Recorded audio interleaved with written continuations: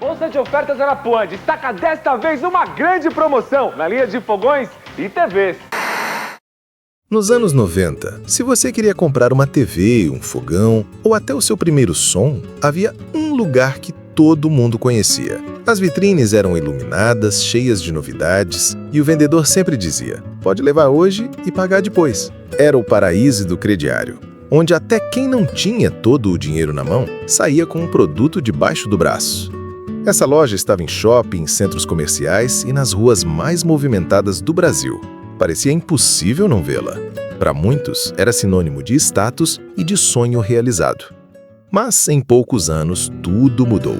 As portas fecharam, os anúncios sumiram e o nome ficou perdido no tempo. Como uma gigante do varejo brasileiro conseguiu desaparecer tão rápido? É o que você vai ver neste vídeo.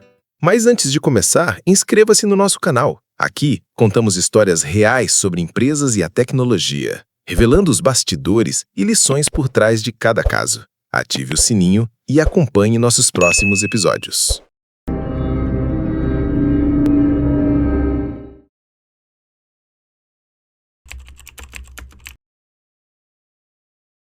Em 1996, a Arapuã estava no topo. Talvez você até se lembre de ter passado em frente a uma de suas lojas ou visto suas propagandas na TV. Eram mais de 200 unidades espalhadas pelo Brasil, sempre cheias de gente. As vitrines chamavam a atenção, o crediário parecia feito sob medida, e muita gente realizava ali o sonho de comprar o primeiro eletrodoméstico, a primeira TV ou aquele som moderno da época. Mas o que parecia um sucesso sem limites escondia um detalhe importante. A Arapuã dependia quase totalmente das vendas a prazo. Isso quer dizer que, para ganhar dinheiro, ela precisava que os clientes pagassem direitinho as parcelas. Durante um tempo, isso funcionou muito bem. Só que quando a economia brasileira começou a mudar e o desemprego aumentou, muita gente deixou de pagar. E foi aí que o castelo começou a rachar. O fim da década de 90 trouxe mais problemas, concorrentes fortes, mudanças no jeito das pessoas comprarem e uma crise econômica que atingiu em cheio quem vivia do crediário. Em poucos anos, aquela gigante que parecia invencível começou a fechar lojas e perder espaço. Hoje, a Arapuã é lembrada por muita gente como um símbolo do varejo brasileiro, mas também como um alerta sobre o perigo de depender de um único modelo de negócio. E para entender como tudo começou e como essa história terminou, precisamos voltar às ruas de Lins, no interior de São Paulo. Foi lá que um pequeno comércio de tecidos deu origem a uma das maiores redes de lojas do país, e também ao início de uma queda que ninguém imaginava. A história das lojas Arapuã começa em Lins, no interior de São Paulo, na década de 1950. Naquele tempo, o Brasil ainda era um país em transformação. A televisão engateava, as estradas começavam a ligar cidades distantes e o consumo de eletrodomésticos estava restrito a poucos privilegiados. Foi nesse cenário que Jorge Wilson Cimeira Jacob, ainda muito jovem, herdou de sua família uma pequena loja de tecidos. Era um comércio modesto, como tantos outros espalhados pelo interior, onde as pessoas compraram tecidos para mandar fazer roupas em casa ou com costureiras da cidade. Mas Jorge não queria se limitar a vender apenas do que todo mundo vendia. Ele tinha uma visão: transformar o pequeno negócio em algo muito maior. Pouco tempo depois de assumir o controle, Jorge percebeu que havia um movimento acontecendo.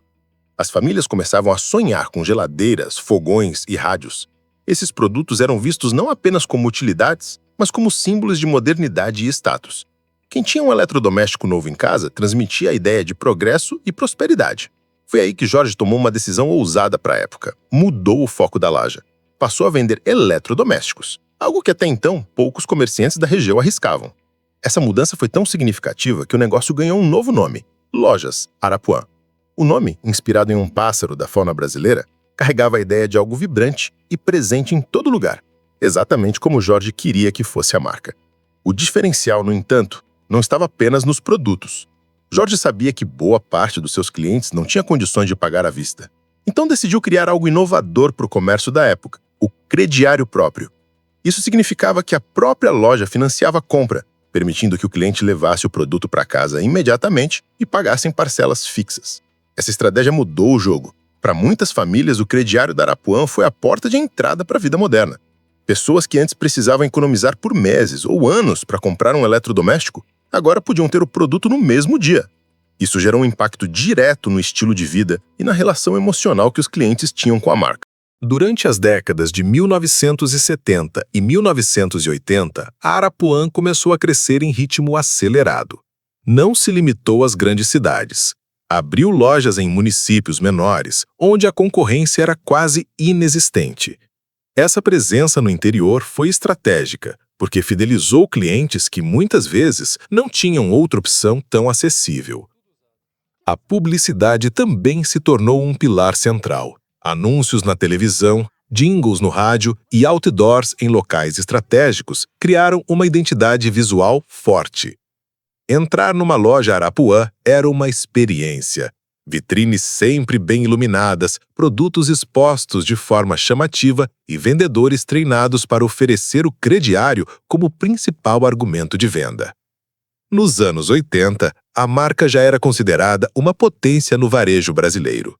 Para o consumidor, comprar na Arapuã era mais do que adquirir um produto, era viver um momento especial. O slogan "Ligadona em você" não era apenas marketing, mas uma tradução da relação próxima que a marca mantinha com seu público. O início dos anos 90 trouxe ainda mais expansão. A Arapuã já contava com mais de 200 lojas espalhadas pelo Brasil, sendo presença garantida em shoppings, ruas movimentadas e centros comerciais. O faturamento crescia ano após ano e a empresa parecia imbatível. Mas havia um detalhe que passava despercebido pelo grande público. Todo esse crescimento estava apoiado quase exclusivamente nas vendas a prazo. O sucesso dependia que milhares de clientes, espalhados por todo o país, pagassem suas parcelas em dia. No papel, funcionava. Mas, na prática, esse modelo tinha um ponto fraco e ele começaria a ser testado quando a economia brasileira enfrentasse turbulências. Esse modelo de crediário seria, ao mesmo tempo, o motor que impulsionou a Arapuã e a armadilha que, anos depois, contribuiria para sua queda. O início dos anos 1990 foi o ápice das lojas Arapuã. Com a abertura econômica e a estabilização monetária trazida pelo Plano Real, o país finalmente começa a enxergar possibilidades reais de sonho.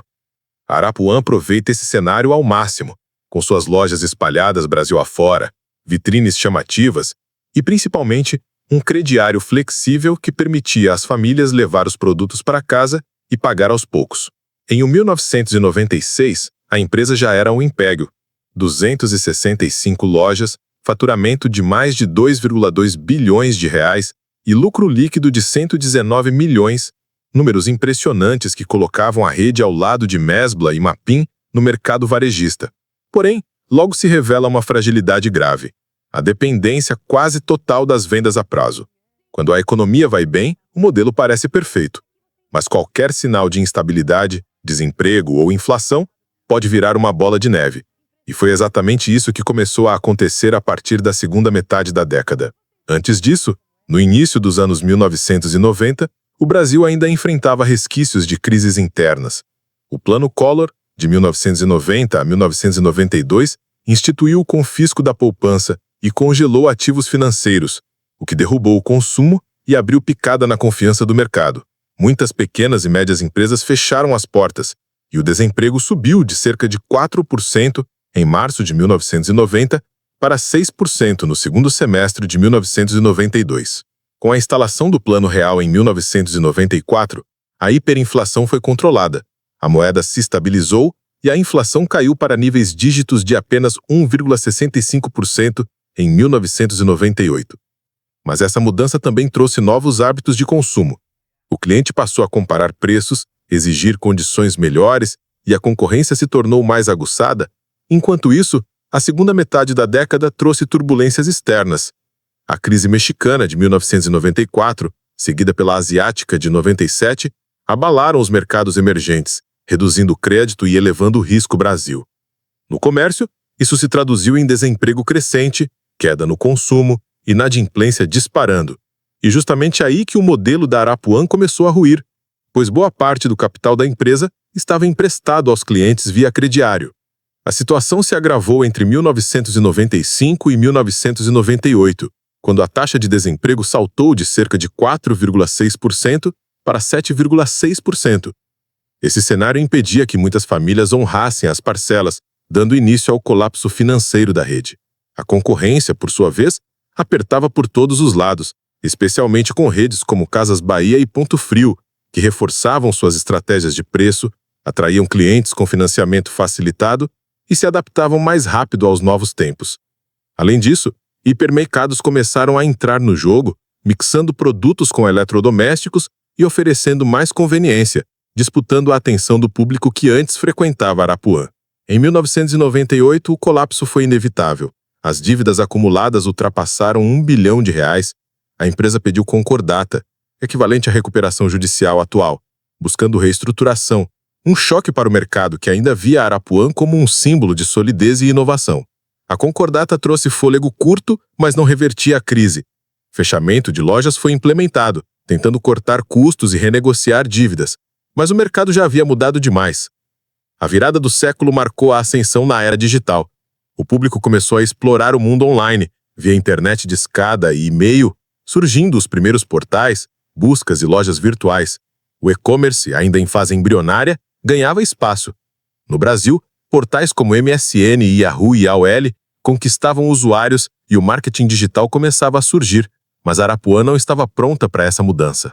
Consequentemente, essa combinação de crises externas, instabilidade interna, perda de competitividade e mudança no comportamento do consumidor interrompeu o ciclo de crescimento da Arapuã. A rede encolheu, perdeu relevância e se distanciou dos dias em que suas lojas eram símbolo de status e futuro. O fim dos anos 1990 marcou o início de uma longa descida para as lojas Arapuã. O pedido de concordata em 1998 não foi suficiente para salvar a rede, apenas a de um destino que já parecia traçado. A estrutura da empresa continuava pesada, o custo operacional alto e a dependência do crediário próprio ainda era o pilar central do negócio. Essa estratégia, que havia impulsionado o crescimento por décadas, agora se tornava um fardo. A cada cliente que atrasava o pagamento, o caixa ficava mais pressionado e a capacidade de investir diminuía. Entrando nos anos 2000, o mercado varejista brasileiro estava mudando de forma acelerada. A internet começava a ganhar relevância e as primeiras lojas virtuais surgiam como novidade. Para muitos concorrentes, esse era um momento de modernizar operações, criar parcerias com bancos para reduzir o risco do parcelamento e adotar sistemas de gestão mais ágeis. Casas Bahia e Magazine Luiza, por exemplo, passaram a investir em tecnologia, logística e campanhas de marketing mais segmentadas. A Arapuã, no entanto, demorou a reagir. Sua presença no comércio eletrônico foi tímida e pouco estruturada. E a estratégia de expansão física que antes era seu trunfo já não fazia sentido em um cenário de vendas cada vez mais descentralizadas. A falta de adaptação pesou. A rede começou a fechar lojas em ritmo acelerado. Em muitas cidades, o encerramento das atividades veio sem aviso prévio, pegando funcionários e consumidores de surpresa. Trabalhadores eram demitidos em massa, muitas vezes sem o recebimento imediato de suas indenizações, enquanto clientes que haviam comprado produtos ou contratado garantias estendidas ficavam sem suporte técnico. Para fornecedores, a situação também era dramática. Pedidos não pagos e mercadorias devolvidas eram comuns, e pequenas empresas que dependiam dos contratos com Arapuã enfrentaram sérias dificuldades financeiras. O desgaste da marca foi inevitável. Se nos anos 80 e 90 a Arapuã era sinônimo de prestígio e consumo, nos anos 2000 começou a carregar uma imagem negativa. Processos trabalhistas se acumulavam, disputas com credores se arrastavam nos tribunais e o público passou a associar o nome a problemas e instabilidade. Mesmo assim, a marca resistiu no papel. A concordata se estendeu por anos, numa tentativa de reorganizar as dívidas que ultrapassavam a casa do R$ 1 bilhão. A virada definitiva veio em 2020. No dia 1º de julho, o Superior Tribunal de Justiça, STJ, decretou oficialmente a falência das lojas Arapuã, restabelecendo uma decisão anterior que havia sido revertida em instâncias inferiores. A partir daí, determinou-se a liquidação de todos os bens, incluindo o nome e a marca registrada. Nos leilões judiciais realizados desde então, não houve interessados em adquirir o nome Arapuã, um reflexo claro da perda de valor e relevância que a marca sofreu ao longo de 2 décadas de declínio. O impacto desse desfecho foi profundo e se espalhou por diferentes esferas. Para os funcionários, significou o fim definitivo de qualquer esperança de recontratação e, para muitos, a perda de um emprego que havia durado anos ou até décadas. Muitos trabalhadores construíram suas carreiras na Arapuã, e o fechamento representou não apenas um choque financeiro, mas também emocional. Para os fornecedores, a falência selou prejuízos acumulados ao longo de anos de atrasos e renegociações frustradas, levando alguns pequenos negócios à beira do fechamento. Já para os consumidores, a perda foi dupla. De um lado, o fim de um ponto de referência onde compravam seus produtos. De outro, a falta de suporte para reparos e garantias, deixando milhares de pessoas sem assistência. No fim das contas, a Arapuã se transformou em um estudo de caso sobre como o sucesso mal gerido pode se deteriorar rapidamente quando uma empresa não acompanha as mudanças do mercado e da economia. Sua trajetória ilustra que não basta ter uma marca forte e presença física robusta. É preciso inovar, adaptar-se e diversificar estratégias para sobreviver a crises e transformações no comportamento do consumidor. O que antes era um símbolo de prosperidade nas vitrines iluminadas, tornou-se anos depois apenas um nome perdido em processos judiciais e na memória de quem viveu aquela época.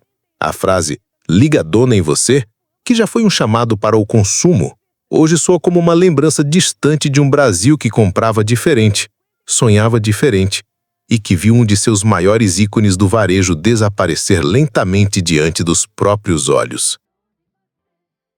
A história da Arapuã não é apenas sobre uma empresa que cresceu e depois quebrou. É sobre como decisões estratégicas, mudanças econômicas e transformações no comportamento do consumidor podem definir o destino de qualquer negócio, e como até um gigante pode cair se não se adaptar. O modelo de crediário próprio, que foi a grande arma de crescimento da Arapuã, acabou se tornando um peso difícil de carregar em tempos de instabilidade. Enquanto a economia favorecia o consumo, ele funcionava bem. Mas quando crises bateram à porta, esse mesmo sistema expôs a fragilidade financeira da rede. É um alerta direto para empresas que dependem excessivamente de um único modelo de receita. O que hoje sustenta o negócio pode ser o mesmo que o derruba amanhã. Outro ponto é a lentidão na adaptação tecnológica. Quando o varejo começou a migrar para o digital nos anos 2000, a Arapuã ficou para trás. Não investiu no e-commerce de forma agressiva, não modernizou sua comunicação com o cliente e continuou apostando em um formato de loja que já dava sinais de saturação. Enquanto concorrentes como Magazine Luiza usavam a internet para expandir e conquistar novos públicos, a Arapuã reduzia sua presença e perdia relevância. O caso também mostra a importância de cuidar da reputação da marca. Nos anos 80 e 90, o nome Arapuã inspirava confiança. Mas, ao longo do declínio, passou a ser associado a problemas e frustrações. Uma marca forte pode sobreviver à crise se mantiver a confiança do público, e esse é um ativo que se perde muito mais rápido do que se constrói. Para o varejo brasileiro de hoje, a lição mais clara é: não confie demais no sucesso do presente. O mercado muda, a tecnologia evolui e o consumidor se transforma. Empresas que não se reinventam acabam presas a um modelo que funcionou no passado, mas não conversa mais com a realidade. Isso vale para redes tradicionais, mas também para negócios digitais que hoje dominam o cenário. E olhando para o futuro, fica a pergunta: quantas empresas que hoje parecem inabaláveis estão, sem perceber, repetindo os mesmos erros da Arapuã? Quantas dependem de um único canal de vendas, ignoram mudanças tecnológicas ou confiam demais na força da sua marca sem investir em inovação? O fim da Arapuã não foi apenas o fechamento de lojas. Foi o encerramento de uma era no varejo brasileiro. Uma era em que vitrines iluminadas e crediário próprio eram suficientes para conquistar o consumidor. Hoje, o jogo é outro. Exige agilidade, presença digital, experiência de compra diferenciada e resiliência para enfrentar crises. E talvez essa seja a principal herança dessa história. Lembrar que nenhum império é eterno e que o sucesso, para continuar existindo, precisa ser reconstruído todos os dias. Se você gostou deste vídeo e quer conhecer mais histórias de empresas, economia e tecnologia, Inscreva-se no nosso canal e ative o sininho para não perder os próximos conteúdos. Aqui vamos sempre além da superfície para mostrar o que realmente está por trás dos números e das decisões que moldam o mundo dos negócios. Muito obrigado por assistir e até o próximo vídeo.